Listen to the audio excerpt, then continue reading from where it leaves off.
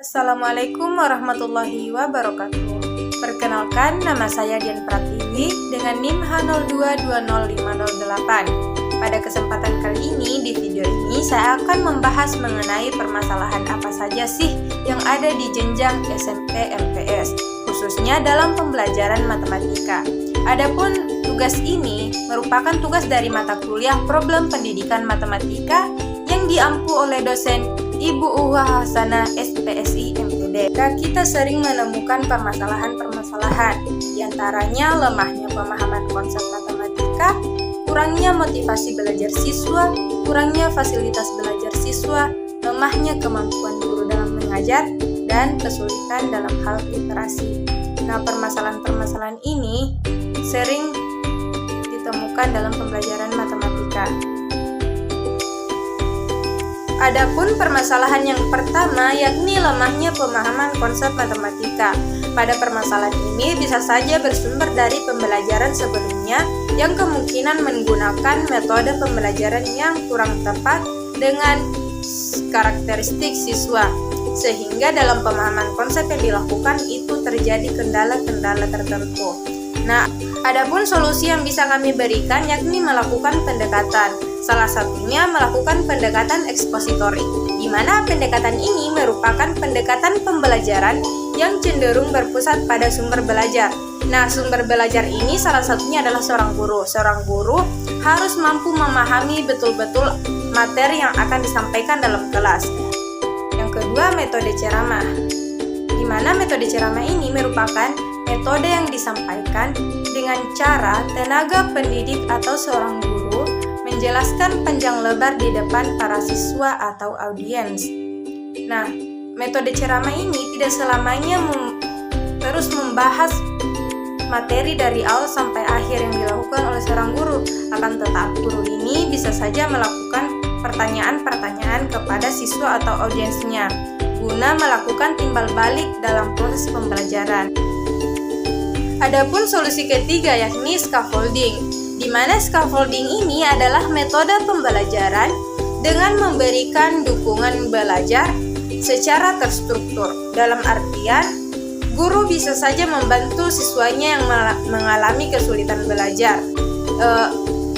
Semisal, guru ini memberikan bantuan kepada siswanya, kemudian menuntun untuk melakukan langkah selanjutnya, sehingga siswa dapat melakukan penguatan konsep pada proses scaffolding ini. Adapun permasalahan yang kedua yakni kurangnya motivasi belajar siswa. Pada permasalahan ini bisa saja bersumber dari dalam diri siswa dan dari luar diri siswa, atau biasa kita sebut dengan faktor intrinsik dan faktor ekstrinsik.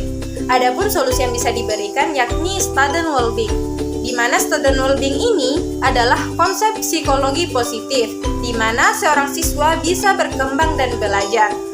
Well-being mengacu pada tingkatan emosi positif dan fungsi sosial yang diharapkan ada dan terpelihara pada siswa.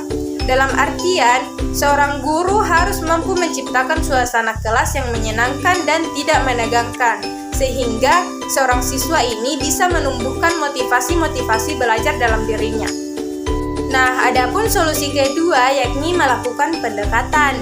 Salah satunya pendekatan personal, di mana pendekatan ini merupakan pendekatan yang dilakukan secara pribadi, mampu mengatasi perasaan-perasaan negatif yang sering muncul tak terduga dalam benak siswa. Adapun permasalahan yang ketiga yakni kurangnya fasilitas belajar. Nah, adapun solusi yang bisa diberikan, yang pertama, guru yang kreatif. Guru yang kreatif harus mampu menciptakan alat peraga atau alat penunjang pembelajaran di tengah keterbatasan fasilitas. Adapun solusi yang kedua yakni upaya pemerintah. Usaha-usaha atau upaya-upaya yang dapat dilakukan pemerintah untuk mengatasi masalah pendidikan di daerah terpencil bisa saja yang pertama itu menyediakan bantuan anggaran dalam pendidikan seperti BOS atau biaya operasional sekolah.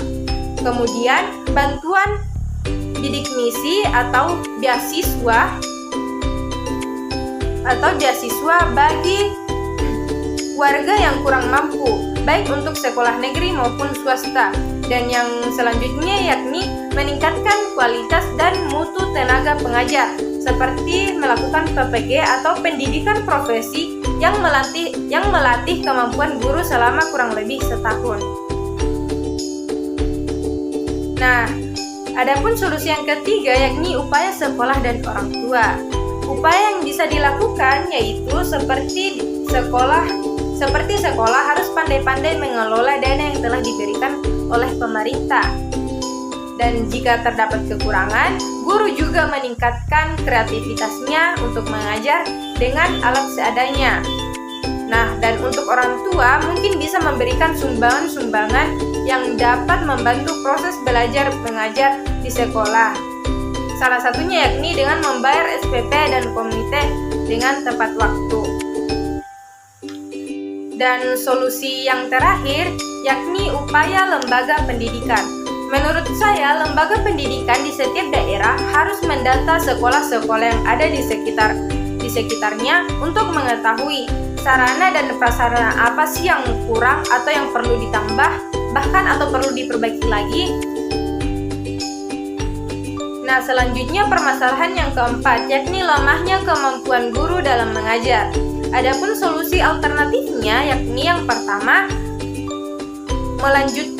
guru melanjutkan pendidikan ke jenjang yang lebih tinggi. Salah satu upaya pemerintah meningkatkan profesionalisme guru adalah dengan kualifikasi dan persyaratan jenjang pendidikan yang lebih tinggi bagi tenaga pengajar. Sehingga nantinya tenaga pengajar ini atau seorang guru ini tidak mengalami lagi kesulitan dalam mengajar apabila yang diajarnya itu sesuai dengan latar belakang pendidikannya. Dan yang kedua adalah aktif mengikuti kegiatan KKG, kelompok kerja guru dan komunitas guru. Nah, pada kegiatan ini guru diharapkan mendapatkan inspirasi, bahkan tidak harus belajar dari seorang profesor atau orang yang memiliki gelar yang lebih tinggi. Bahkan justru dengan cara belajar dari sesama guru ini apalagi guru yang sudah berhasil dalam mempraktikkan strategi atau terobosan dalam pembelajaran sangatlah penting, karena tidak hanya sekedar teori saja, melainkan bersumber dari pengalamannya yang telah berhasil melakukan strategi pembelajaran yang sesuai tersebut. Nah, yang ketiga mengikuti pelatihan yang mendukung kualitas pembelajaran. Nah, pada kegiatan ini, guru yang pintar dapat mengikuti berbagai pelatihan yang mengajar berbagai keterampilan untuk menunjang pembelajaran seperti pelatihan menggambar, coding, dan lain sebagainya. Jadi, untuk menjadi seorang guru yang profesional, guru tidak melulu belajar tentang strategi pembelajaran, melainkan harus diimbangi dengan keterampilan-keterampilan yang lainnya juga. Selanjutnya, banyak membaca.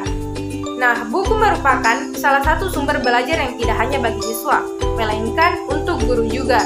Jangan sampai guru hanya menyuruh siswanya untuk membaca, tanpa memberikan teladan pada mereka. Dalam artian guru di sini harus menjadi contoh yang baik, karena apa yang dilakukan seorang guru bisa saja itu yang akan dilakukan oleh siswanya. Selanjutnya yakni peer observation dan evaluation. Nah, bentuk kegiatan ini dapat meningkatkan kompetensi guru, yakni melalui kegiatan peer observation dan evaluation. Dalam artian, guru di sini tidak perlu malu meminta masukan dari rekan sejawat tentang cara mengajar, media yang digunakan, bahkan penilaian yang dilakukan. Nah, jika ada rekan yang dianggap atau jika ada teman sesama guru yang dianggap memiliki keterampilan atau pengetahuan lebih, jangan segan, jangan malu untuk meminta izin melakukan observasi atau bertanya. Nah, adapun permasalahan yang terakhir yakni kesulitan dalam hal literasi. Adapun solusi alternatifnya yakni menumbuhkan kesadaran pentingnya membaca. Nah, dalam kegiatan ini menumbuhkan kesadaran membaca bisa saja dilakukan dengan cara memotivasi siswa dan mendorong siswa untuk terus membaca buku. Tentunya orang tua juga harus berperan dalam membangun budaya literasi dengan memotivasi anaknya membaca di rumah. Nah, dalam hal ini seorang guru dan orang tua harus mampu menjadi teladan bagi anak dan siswanya. Karena apa yang dilakukan oleh guru atau orang tua bisa saja itulah yang akan dilakukan oleh siswa atau seorang anak. Nah, solusi yang kedua yakni membaca 10 menit sebelum kegiatan belajar mengajar. Jika hanya memotivasi siswa secara terus-menerus untuk membaca tanpa aksi nyata mungkin terdengar mustahil. Oleh karena itu, kita sebagai guru harus membuat peraturan sebelum kegiatan belajar. Kita bisa menerapkan peraturan harus membaca 10 menit sebelum kegiatan belajar mengajar itu dimulai. Nah, yang ketiga yakni optimalkan peran perpustakaan. Perpustakaan sekolah memiliki peran penting untuk meningkatkan kemampuan literasi siswa. Sekolah harus bisa mengoptimalkan perpustakaan, menjadi gudang buku, menambah koleksi buku bacaan yang disukai siswa, memperbaiki tatanan perpustakaan agar lebih nyaman dan menarik dikunjungi siswa dan yang lainnya. Nah, yang keempat yakni membuat karya tulis. Nah, untuk meningkatkan kemampuan literasi siswa bukan hanya disuruh untuk membaca, tetapi juga belajar menulis, membuat dan menghargai karya tulis. Karena ketika pembelajaran di kelas, guru bisa memberikan tugas kepada siswa untuk membuat sebuah karya tulis. Lalu masing-masing siswa mengapresiasi atau menghargai karya tulis temannya yang lainnya.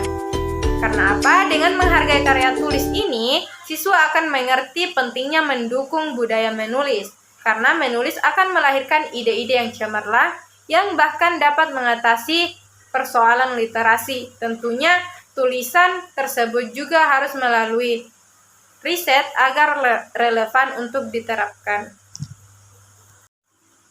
Nah, yang terakhir, membentuk komunitas baca. Nah, itulah tadi yang bisa saya paparkan mengenai infografis saya. Jika terdapat kekurangan dalam penyampaian penjelasan, harap dimaklumi, karena manusia itu tidak luput dari yang namanya kesalahan. Sekian dan terima kasih. Assalamualaikum warahmatullahi wabarakatuh.